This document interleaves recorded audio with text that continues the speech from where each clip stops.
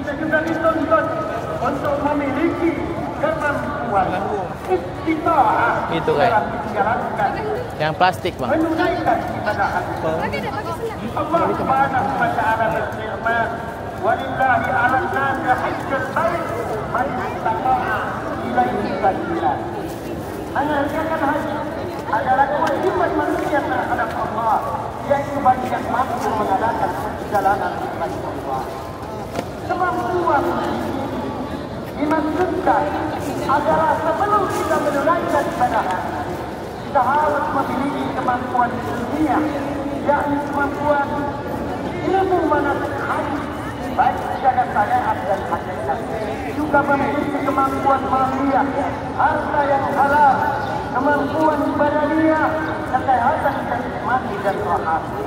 Dengan kemampuan yang tinggi, ketika kita melakukan ritual haji, maka kita akan terhindar dari melakukan perbuatan-perbuatan syirik dan melakukan amalan yang sia-sia ketika kita melaksanakan rangkaian ibadah haji. Allah Subhanahu wa ta'ala menyatakan dalam Al-Qur'an,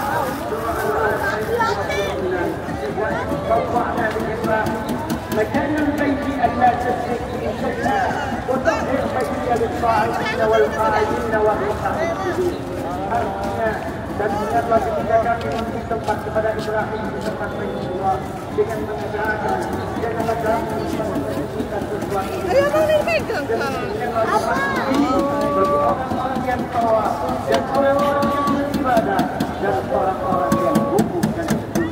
Kemudian di dalam surah Al-Anfal ayat 35 Allah katakan dan ingatkan kepada kita semua, "Wa ma kana salatuhum illa al-asri illa muka'an wa tasdiya." Sembah mereka di sekitar Baitullah itu lain tidak hanyalah ciuran dan tepuk tangan, maka rasakanlah azab di tempat mereka tinggal. Ada hajat berbahagia. Bernama ketika beliau melakukan ibadah haji saat berangkat umrah dan mencium hajat beliau berkata, "Aku tahu engkau hanya sebangsa batu yang tidak mendatangkan manfaat maupun menolak bahaya. Juga bukan karena aku telah melihat Rasulullah menciummu, niscaya aku tidak akan mencium." Hadis riwayat Bukhari.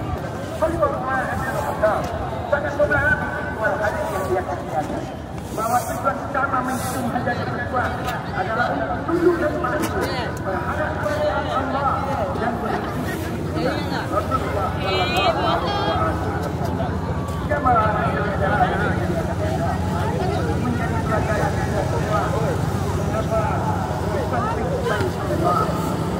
di samping Ka'bah diabadikan Allah tapak kaki bakar tempat berdirinya Nabi Allah Ibrahim alaihissalam. Artinya ada penjelasan yang kuat bahkan Allah Subhanahu wa taala di dalam Al-Qur'an memerintahkan hal tersebut untuk menjadi ingatan yang kuat bagi kita semua.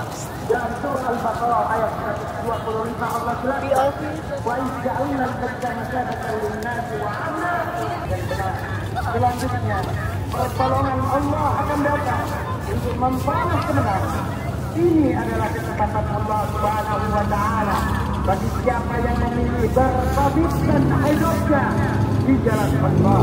Kekuasaan, kekayaan, keluarga tidak membuatnya lalai dalam taat kepada Allah Subhanahu wa taala. Allahu akbar. Allahu akbar. Allahu akbar. Allahu akbar. Walillahil hamd.